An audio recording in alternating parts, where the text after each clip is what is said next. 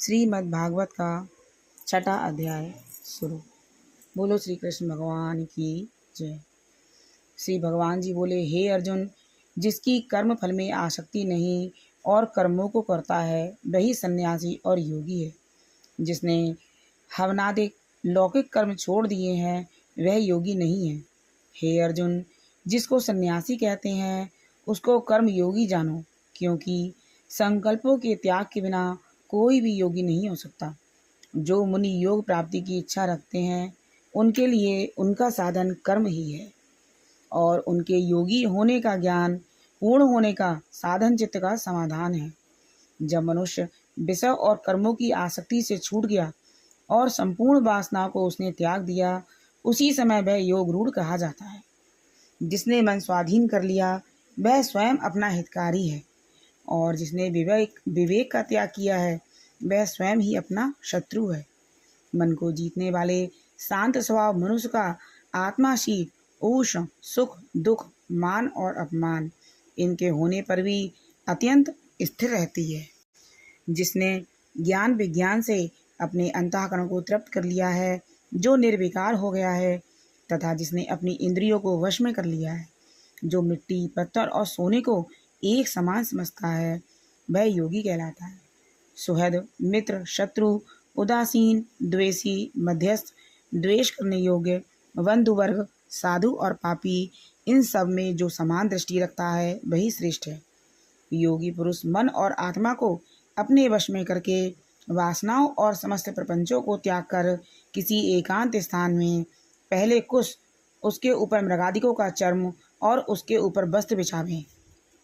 स्थान ना हो तो बहुत ऊंचा और ना ही बहुत नीचा हो, उसी पर मन को एकाग्र करके चित्त और इंद्रियों को रोक कर बैठना चाहिए। आत्मशुद्धि के लिए योग करना चाहिए। शरीर मस्तक और गर्दन को सम करके अचल होकर स्थित होवें और अपनी नाक के अग्रभाग को देखता हुआ सब दिशाओं से अपनी दृष्टि हटाए रहे। भय रहित होकर शांत चित्त से ब्रह्मचर्य व्रत पालन कर मन को रोककर मुझ में ही लीन हो मन को योग में लगावे। इस प्रकार मन को वश में करने वाले योगी को निरंतर योगाभ्यास करते रहने से मुझ में रहने वाली और अंत में निर्वाण पद अर्थात मेरे स्वरूप में लीन करने वाली शांति प्राप्त होती है। हे अर्जुन, जो अधिक भोजन करता है या अनेक दिन उपवास रखता है, जो बहुत सोता या जागता है, उसको योग प्राप्त नहीं होता है। जो उपयुक्त आहार और विहार करता है, कर्मों का योग रीति से पालन करता है, जो यथा समय सोता और जागता है, योग ऐसे पुरुष को दुख मिटा देते हैं। तब संयम को प्राप्त हुआ चित्त अपने आत्मा में ही स्थिर हो जाता है और सब कामनाओं से निवृत्त हो जाता है, तभी योग पद पा जाता है। जिस प्रकार वायु रहित स्थान में रखा हुआ दीपक चलायमान नहीं होता, उसी प्रकार योगी अपने चित्त को स्थिर रखकर उसका संयम करता है और अंतःकरण की समाधि लगाता है। जिस जिस अवस्था में योगाभ्यास के कारण चित्त का वेग रुककर विषयों से पृथक होने लगता है और शुद्ध अंतःकरण से आत्मा को ही देखकर आत्मा में ही संतुष्ट होता है, जिस अवस्था में वह अत्यंत सुख को जो इंद्रियों द्वारा जाना नहीं जा सकता वरन केवल बुद्धि से जाना जाता है, अनुभव करता है। और जब वह योगी आत्मस्वरूप में स्थिर हो और विचलित ना हो, जिस अवस्था को पाकर फिर और कोई लाभ उनको नहीं जचता और जहाँ स्थिर होने से कोई बड़ा भारी दुख उसे वहाँ चलायमान नहीं कर सकता, इस अवस्था को दुख संयोग वियोग कारक योग नामक जानना। सो योग निर्विकल्प चित्त से निश्चय करना चाहिए। संकल्प से उत्पन्न होने वाली समस्त कामनाओं को त्याग कर और मन में सकल इंद्रियों को चारों ओर से रोक धैर्य के साथ बुद्धि को अपने अधीन कर धीरे धीरे विषयों से दूर हटें और भली भांति मन को आत्मा में स्थिर करके किसी पदार्थ की चिंता ना करें। यह चंचल और स्थिर मन जिधर जिधर जाए उधर उधर से इसको हटाकर आत्मा के विषय में करना चाहिए। इस प्रकार शांत चित्त तथा रजोगुण से रहित निष्पाप तथा ब्रह्म स्वरूप योगी को उत्तम सुख प्राप्त होता है। इस रीत से निरंतर योगाभ्यास करने वाला योगी समस्त पापों से छूटकर सहज ही उस परम सुख को पा लेता है जो ब्रह्म के संयोग से प्राप्त होता है। जिसका मन योग में स्थिर हो गया, उसकी दृष्टि भी सर्वत्र समान हो जाती है। यह सब प्राणियों में अपने को और अपने मन में सब प्राणियों को देखता है। जो सब में मुझको तथा मुझ में सबको देखता है, उससे मैं अलग नहीं रहता और वह मुझसे अलग नहीं रहता। जो अभेद भाव से रहता है, वह सब प्राणियों में स्थिर मेरा मनन करता है। वह योगी चाहे जिस अवस्था में रहे, मुझसे मिलता है।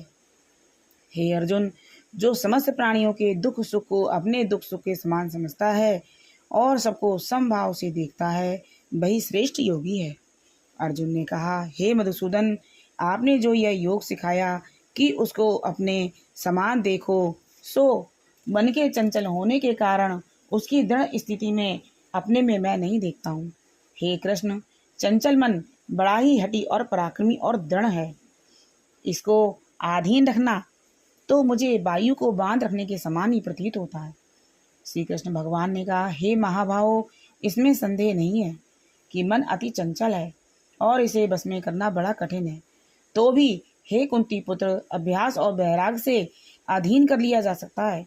जिसका मन बस में नहीं, उसको योग अत्यंत दुर्लभ है, ऐसा मत है। परंतु मन को वश में करने वाले प्रयत्न करते रहने से उपाय द्वारा इस योग को प्राप्त कर सकते हैं।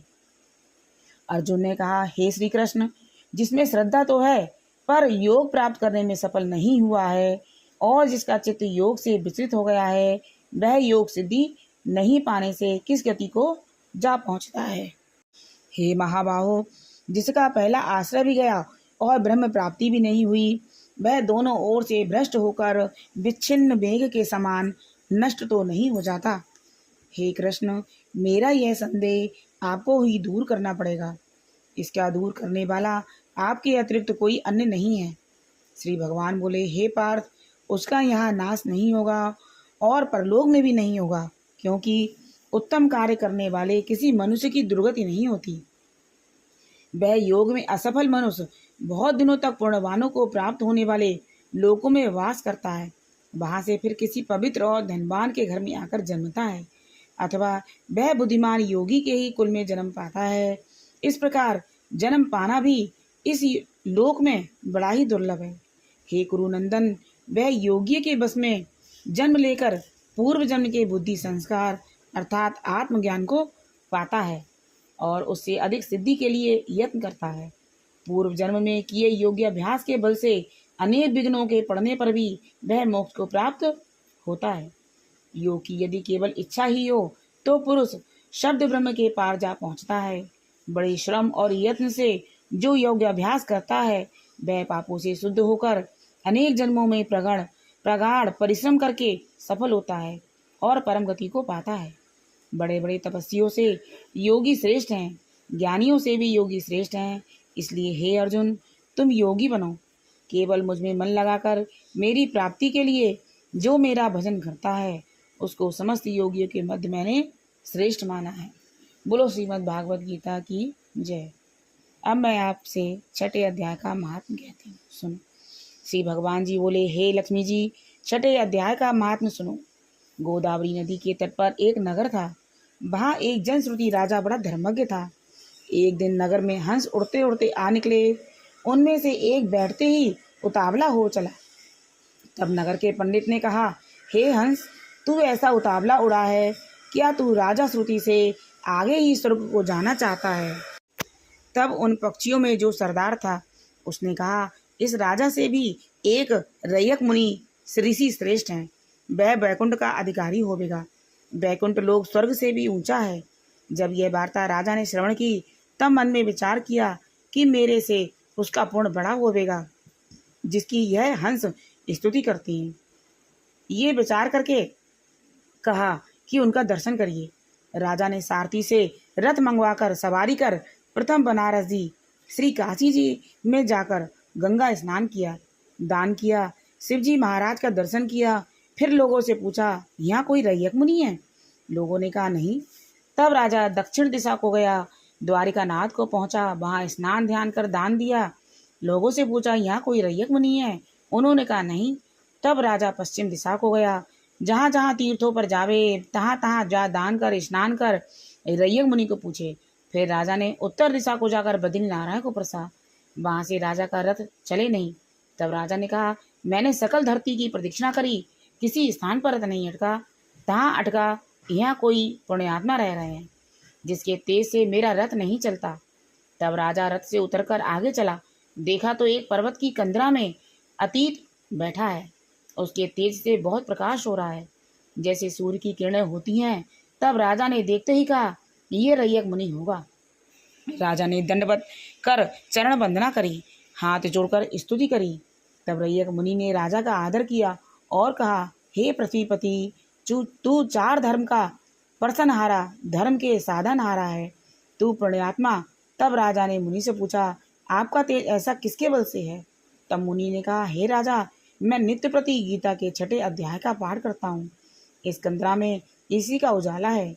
यह सुनकर राजा ने अपने पुत्र को बुलाकर कहा, हे पुत्र, आज से तू राज्य कर, मैं तीर्थों को जाता हूँ। इतना कहकर राजा ने राज्य त्याग दिया और रैयक मुनि के बताए गए गीता जी के 6ठे अध्याय का पाठ करना आरंभ किया। इस पाठ के तब से राजा त्रिकालदर्शी हुआ। इस प्रकार वन में रहते हुए कई वर्ष बीत गए। एक दिन प्राणायाम करके दोनों ने देह त्याग दिया। स्वर्ग से विमान आए, तिस पर बैठकर बैकुंठ को गए। श्री नारायण जी कहती हैं, हे लक्ष्मी, इस 6ठे अध्याय का ये महात्म्य है, इसके करने से मोक्ष प्राप्त होता है। बोलो श्री मद्भागवत गीता की जय।